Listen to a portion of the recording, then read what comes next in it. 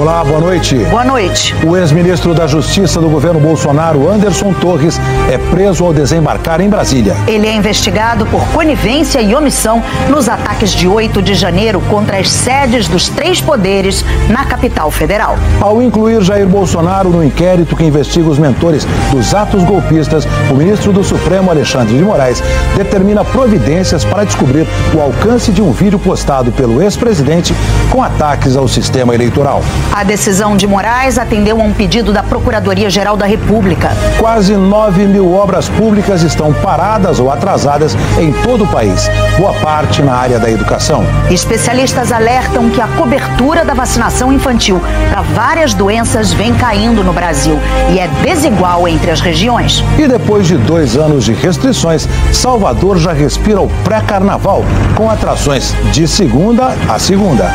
A partir de agora, no Jornal Nacional. O ex-ministro da Justiça do governo Bolsonaro, Anderson Torres, está preso em Brasília. Anderson Torres estava nos Estados Unidos e embarcou para o Brasil ontem à noite, escoltado por policiais. O avião aterrissou no aeroporto de Brasília às 7h18 da manhã. E assim que o ex-ministro chegou, os policiais federais apresentaram a ordem de prisão e o levaram para um hangar da PF. A TV Globo apurou que Anderson Torres veio para o Brasil sem celular. Toda a operação foi discreta, sem imagens de Anderson Torres. Por volta das 9 da manhã, Torres chegou ao 4º Batalhão da Polícia Militar, que fica no Guará, a 15 quilômetros do centro de Brasília. O ex-secretário vai ficar preso no local de forma provisória. Poucas horas depois, o ministro do Supremo Tribunal Federal, Alexandre de Moraes, autorizou a realização da audiência de custódia. A audiência de custódia foi presidida pelo desembargador Ayrton Vieira. Ele é o juiz instrutor do gabinete de Alexandre de Moraes. A audiência foi por videoconferência. É uma etapa protocolar, necessária para que o preso seja apresentado ao juiz e para que a legalidade da prisão seja analisada. A audiência não discute o mérito do processo, nem a acusação. O advogado de Anderson Torres, Rodrigo Roca, acompanhou a audiência. Foi embora em seguida, sem falar com a imprensa. Anderson Torres é policial federal e foi ministro da Justiça no governo de Jair Bolsonaro e sempre se posicionou em sintonia com o ex-presidente. No dia 2 de janeiro, ele assumiu a Secretaria de Segurança Pública do Distrito Federal. Quando houve o ataque terrorista aos prédios públicos em Brasília no domingo, menos de uma semana depois, Torres estava de férias, viajando para os Estados Unidos. Pouco depois do início dos ataques, foi exonerado do cargo. Ainda no domingo, o presidente Luiz Inácio Lula da Silva decretou intervenção na segurança pública do DF. Com a medida, a área passou a ser controlada pelo governo federal. Já na madrugada, o Supremo Tribunal Federal afastou o governador Ibanez Rocha do cargo pelo prazo inicial de 90 dias. A prisão preventiva de Anderson Torres foi um pedido da Polícia Federal. Decisão referendada pela maioria do Supremo. Na determinação, Moraes afirmou que a conduta de Torres foi conivente e omissa em relação aos atos golpistas. Agentes da PF executaram um mandado de busca e apreensão na casa do ex-secretário. Entre o material recolhido pelos policiais estava a chamada Minuta do Golpe. O documento era o rascunho de um decreto para instituir estado de defesa no Tribunal Superior Eleitoral pelo ex-presidente Jair Bolsonaro. O texto previa a decretação do estado de defesa com vistas a restabelecer a ordem e a paz institucional a ser aplicado no âmbito do Tribunal Superior Eleitoral para apuração de suspeição, abuso de poder e medidas inconstitucionais e ilegais levadas a efeito pela presidência e membros do tribunal, verificados através de fatos ocorridos antes, durante e após o processo eleitoral presidencial de 2022. Juristas consideram o documento inconstitucional porque transferia atribuições do Poder Judiciário para o Poder Executivo. Em uma rede social, Anderson Torres afirmou que, como ministro da Justiça, recebeu propostas dos mais diversos tipos e que a minuta provavelmente estaria numa pilha de documentos que iriam ser triturados. Os juristas afirmam que, a ser verdade a explicação de Anderson Torres, ainda assim ele teria de explicar de quem partiu a ideia do documento.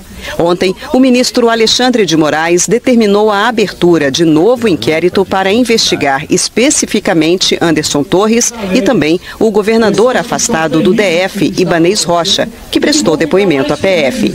No depoimento, Ibanez fez uma acusação grave, a de que houve algum tipo de sabotagem das forças de segurança nos atos terroristas de domingo. Enquanto as investigações avançam, surgem novas imagens do dia da depredação. O jornal O Globo divulgou gravações das câmeras internas do Senado Federal. Seguranças estão no salão por onde entram autoridades no Senado quando os invasores quebram a vidraça. Dá para ver os estilhaços espalhados pelo chão. Os seguranças se afastam, mas uma vidraça é quebrada. Os extremistas jogam um pedestal usado para organizar as filas na entrada do edifício. Com um carrinho, quebram mais um vidro e invadem o prédio. Esse homem de mochila lança um rojão. Depois que eles entram, policiais legislativos tentam impedir a invasão com spray de pimenta, mas não conseguem e recuam. Os golpistas conseguem avançar até as proximidades do plenário, provocando mais destruição. O Ministério Público organizou um mutirão para as mais de 400 audiências de custódia marcadas para hoje de presos nos atos terroristas. Ao incluir Jair Bolsonaro no inquérito que investiga os mentores dos atos golpistas, o ministro do Supremo, Alexandre de Moraes, determinou também providências para descobrir o alcance de um vídeo postado pelo ex-presidente com ataques ao sistema eleitoral. Na decisão de ontem à noite, o ministro Alexandre de Moraes ressaltou que Bolsonaro, por mais de uma vez, questionou o resultado da eleição sem provas e que esta posição é, em tese, criminosa e atentatória às instituições. Em especial, o Supremo Tribunal Federal, imputando aos seus ministros a fraude das eleições para favorecer eventual candidato, e o Tribunal Superior Eleitoral, sustentando sem quaisquer indícios que o resultado das eleições foi fraudado.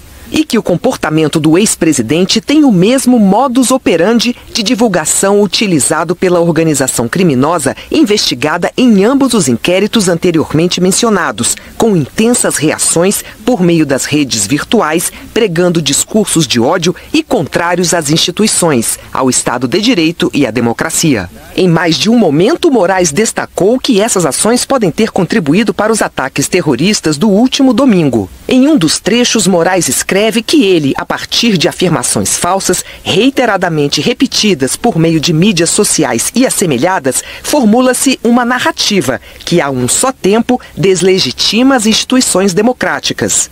E estimula que grupos de apoiadores ataquem pessoalmente pessoas que representam as instituições, pretendendo sua destituição e substituição por outras alinhadas ao grupo político do ex-presidente e, de maneira ainda mais grave, instiga que apoiadores cometam crimes de extrema gravidade contra o Estado Democrático de Direito, como aqueles ocorridos no dia 8 de janeiro. Ao acolher o pedido de inclusão de Bolsonaro nas investigações, Alexandre de Moraes destacou um trecho da manifestação da Procuradoria-Geral da República que aponta ligação entre os indícios de crime que teriam sido praticados por Bolsonaro e o objeto do inquérito. Segundo a Procuradoria, a conduta de Bolsonaro pode ser enquadrada no delito de incitação ao crime, previsto no artigo 286 do Código Penal, e cometido por quem estimula a prática de infrações. Os procuradores consideram que houve estímulo a crime por parte de Bolsonaro pela divulgação do vídeo que foi postado nas redes sociais 2 dias depois dos ataques terroristas. O vídeo questionava o resultado legítimo das eleições e foi apagado horas depois de ser publicado. A PGR alega que, mesmo tendo sido postado e apagado depois dos ataques, o vídeo teria o poder de estimular novas ações contra os poderes da República. Que Jair Bolsonaro se engajou em disseminar desinformação sobre as instituições judiciárias brasileiras, responsáveis pela organização dos pleitos, alegando que elas tramavam contra a sua reeleição. E que as falas de Bolsonaro ocupam uma posição de destaque na Câmara de Eco desinformativo do país e contribuíram para que a confiança de boa parte da população na integridade cívica brasileira fosse minada. Além de incluir Bolsonaro nas investigações, o ministro Alexandre de Moraes também determinou uma série de medidas para preservar o material postado por ele, questionando o resultado da eleição. E também dados como visualizações, compartilhamentos e comentários sobre esse vídeo antes de ele ter sido apagado pelo próprio Bolsonaro. Moraes quer saber o alcance e impacto do conteúdo.